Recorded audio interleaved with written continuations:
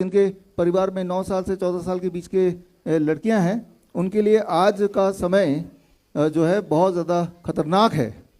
कोई ऐसी परिस्थिति अगर मान लो मेरी बेटी के साथ आ जाए, आपकी बेटी के साथ आ जाए कि अभी भारत सरकार ने, प्रधानमंत्री जी ने HPV वैक्सीन लॉन्च कर दिया है, मुफ्त में मिलेगा, सेफ है, सबको लगाना चाहिए, ये बातें सारी सुनी सुनाई हमें लगी रही हैं कि ये पहले भी कभी बोला गया था कि सेफ है, सबको लगाना ज़रूरी है, 2 खुराक है, इससे फ़ायदा है, नुकसान नहीं है, मुफ्त में है ना। तो अगर ऐसी परिस्थिति आ जाए, मैंने अपनी बेटी को बताया और आज भी इसके माध्यम से उस तक पहुंची जाएगा, घर पे भी जाके बता दूंगा एक बार फिर, कि ऐसी कोई परिस्थिति आ जाए कि एक तरफ अगर HPV वैक्सीन वाला पागल डॉक्टर हो, मैड डॉक्टर जो HPV वैक्सीन लगाने पे तुला है, स्कूल पहुंच ही रहे हैं, और दूसरी तरफ एक पागल कुत्ता हो।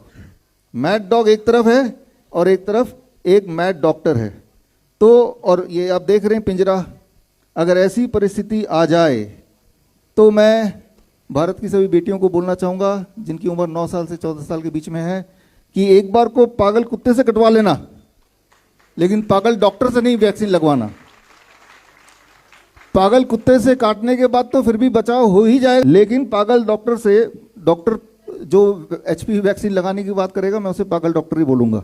एक ऐसा स्कैम दिखाता हूं जो होने वाला है। पीएम मोदी ने लॉन्च की है नेशनल वाइड HPV वैक्सीन, जो हर स्कूल में 14 साल की बच्चियों को पूरे भारत में लगाई जाएगी फ्री में। और ये वैक्सीन सर्विकल कैंसर ना हो इसलिए नहीं लगाई जा रही, सर्विकल कैंसर हो इसलिए लगाई जा रही है। ध्यान से सुनना, साल 2009 में बिल गेट्स ने आंध्र प्रदेश और गुजरात के ट्राइबल लड़कियों को अपने डेमो के लिए उनको HPV वैक्सीन लगाई थी। करीब 20,000 लड़कियों को वैक्सीन लगाई गई थी। इमीडिएटली 7 लड़कियों की तो मौत हो गई थी और कई लड़कियों का कई साल के बाद गर्भाशय निकालना पड़ा था, क्योंकि उनके गर्भाशय में, यूटरस में ऐसी प्रॉब्लम हो गई थी कि वो बच्चा भी पैदा नहीं कर पा रही थी। उसके बाद साल 2013 में इंडियन गवर्नमेंट ने इस घटना को ग्रॉस वायलेशन ऑफ एथिक्स बोला था पार्लियामेंट के अंदर। और बिल गेट्स तो बोल चुके हैं कि इंडिया हमारे लिए लेबोरेटरी है, हम यहाँ कुछ भी एक्सपेरिमेंट कर सकते हैं। और आज भारत सरकार कह रही है कि हर स्कूल जाने वाली 9 साल से 14 साल की लड़की को ये वैक्सीन लगवानी है या नहीं, वो आप डिसाइड करना। अमेरिका के former president John F Kennedy के नेफ्यू RF कैनेडी जूनियर का इंटरव्यू हुआ। उन्होंने अपने इंटरव्यू में रिवील किया कि जिन लोगों की सर्विकल कैंसर से मौत हुई है, उससे 37 टाइम्स ज्यादा चांसेस है लोगों के मरने के अगर आपने गार्डेसिल वैक्सीन लगवा ली। गार्डेसिल वैक्सीन इसी HPV वैक्सीन का नाम है। Gardasil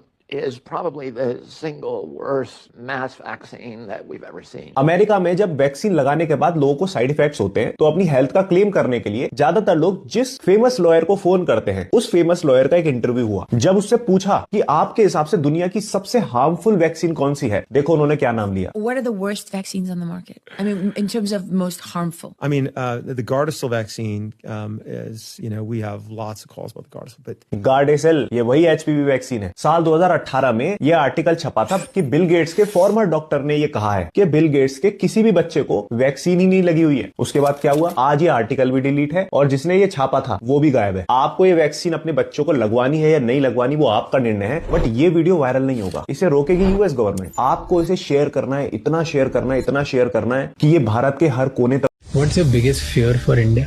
एक शब्द में कहूँ तो बुरा हाल है इस समय। वैज्ञानिक दृष्टिकोण की बात करना खतरे की बात है इस समय। क्यों खतरे की बात है? क्योंकि पूरे झुंड आपके खिलाफ हो जाएंगे कि आपने कैसे ये बात कर दी भाई, हमारी किताब में तो ये नहीं लिखा हुआ, आप कैसे बोल सकते हो? उन्हें कोई मतलब नहीं कि भास्कर ने क्या कहा, उन्हें कोई मतलब नहीं कि गैलीलियो ने क्या कहा, प्लॉटमी ने क्या कहा, न्यूटन ने क्या कहा, आइंस्टीन ने क्या कहा, क्वांटम फिजिक्स क्या कह रही है। उन्हें मतलब है कि हमारी किताब क्या कहती है, और किताब भी नहीं पढ़ी है। किसी धार्मिक दिखने वाले व्यक्ति ने उस किताब में क्या लिखा है, क्या बताया है। जिन जिन देशों ने कट्टर धार्मिक मान्यताओं को मान के पढ़ाई छोड़ दी, साइंटिफिक एक्सपेरिमेंट छोड़ दिए, उनमें से कोई आगे नहीं बढ़ा है। दुनिया के सारे डेवलप्ड कंट्रीज वही हैं जिन्होंने साइंस की ठीक से पढ़ाई की है, साइंटिफिक टेम्परामेंट बच्चों को दिया है, क्यूरियोसिटी बच्चों को दी है। और जहाँ जहाँ धर्म, जाति, इन चीजों का प्रकोप ज्यादा हुआ है, वहाँ पतन हुआ है। ये जानने के बाद भी हम उस रास्ते पे चलते हैं, ये मेरी सबसे बड़ी चिंता है।